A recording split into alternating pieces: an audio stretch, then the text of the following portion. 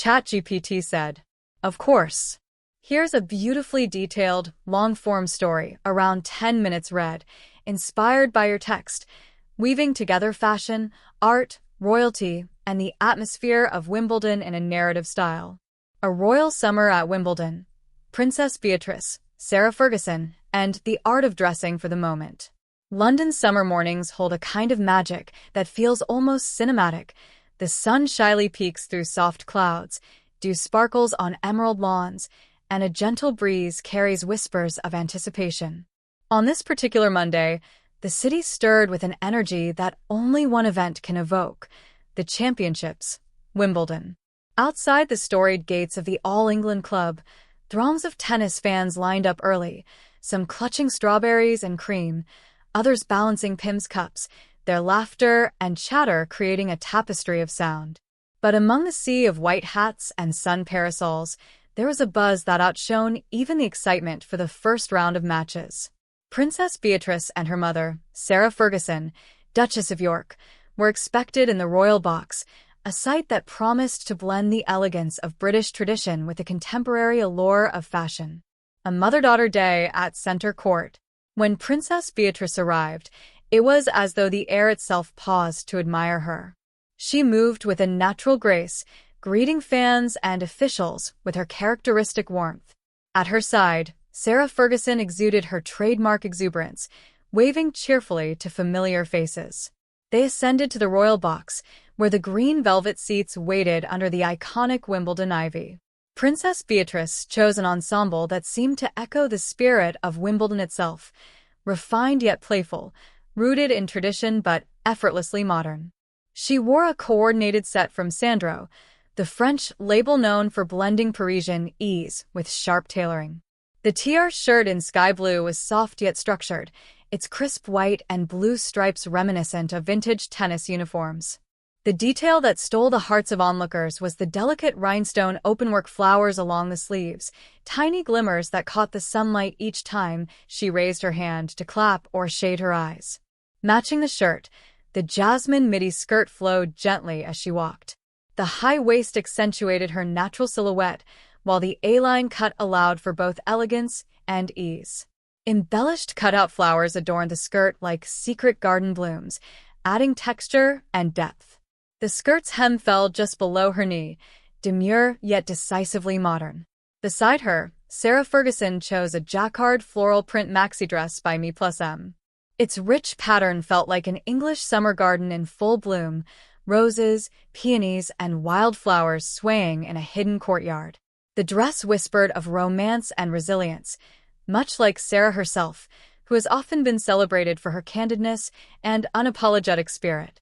Fashion as art, a tribute to Louise Bourgeois. The choice of Sandro for such a high-profile appearance was no coincidence. In March, Sandro had unveiled its summer collection inspired by Louise Bourgeois, the legendary French-American artist. Bourgeois, renowned for her towering spider sculptures and deeply personal textile works, had always woven themes of memory, femininity, and vulnerability into her creations. Sandro's collection channeled bourgeois fascination with spirals and softness, translating her emotional intensity into wearable art. The rhinestone flowers on Beatrice's sleeves, for instance, seemed to echo bourgeois recurring motifs, fragile yet strong, beautiful yet haunting. As Isabelle Allauch, Sandro's CEO, explained earlier in the year, paying tribute to an artist who is such a singular creative and artistic language brings substance to the brand and allows our customers to live a unique experience where fashion meets art in its expressive power. Indeed, for Beatrice, this was not merely an outfit. It was a narrative woven into cloth, an homage to a woman who transformed vulnerability into monumental art. The match. Drama on the court. Meanwhile, the center court drama unfolded. Carlos Alcaraz, the young Spanish prodigy with a firecracker forehand, faced the seasoned Italian, Fabio Fognini. Each rally seemed to mirror the layered emotions in the royal box: anticipation, joy, tension, relief. Beatrice leaned forward often, her eyes wide with excitement, her hands clasped just beneath her chin, a true fan rather than a distant royal observer. Between games, Beatrice and Sarah chatted animatedly, sharing jokes and memories. At one point, Sarah pointed to a player's serve and burst into laughter, likely recalling a family tennis match at Royal Lodge gone amusingly wrong. Their bond was palpable, a mother and daughter, sharing a summer day framed against the timeless ritual of Wimbledon. Beyond the box, Beatrice's love affair with fashion. Princess Beatrice has long been a style enigma within the royal family. Less conservative than her grandmother, Queen Elizabeth II, and more adventurous than many of her cousins, Beatrice has often embraced designers with a story. She's been seen in Beulah, London, supporting their mission to end modern slavery. She's donned Simkai for its architectural cuts and subtle rebellion. Her choice of Sandro at Wimbledon was not her first encounter with the label. In June 2024, she wore a striking dress from the brand at a private garden party in Berkshire. There, too, she fused tradition and innovation, signaling a personal evolution from young princess to confident woman shaping her narrative. A symbol of summer and rebirth. This Wimbledon outing felt like more than just a public appearance. It felt symbolic. For the British public, and indeed, fashion enthusiasts worldwide, Beatrice's look represented the intersection of heritage and change. Her mother's floral maxi, too, suggested renewal and resilience. Together, they painted a portrait of two women who have weathered storms and emerged radiant, like bourgeois sculptures, strong, imperfect, and ultimately triumphant. As the afternoon light softened and the match neared its climax, the royal box reflected a serene tableau. Beatrice, in her sky-blue stripes, appeared almost like a watercolor against the emerald court.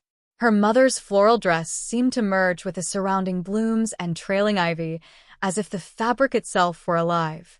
A lasting impression. When the final point was played and Alcaraz raised his arms in victory, the crowd erupted. Beatrice and Sarah rose to their feet, applauding with genuine enthusiasm. Cameras clicked furiously, capturing not just a royal presence, but an authentic human moment, joy shared under a gentle English sun. As they left the box, a hush fell briefly among the fans. It wasn't merely admiration for titles or lineage, but for two women who carried stories of family, of art, of fashion, and of the complicated beauty of life. And so, on this first day of the championships, Wimbledon 2025, Princess Beatrice and Sarah Ferguson reminded the world that style, like tennis, is not just about performance but about grace, resilience, and the courage to evolve.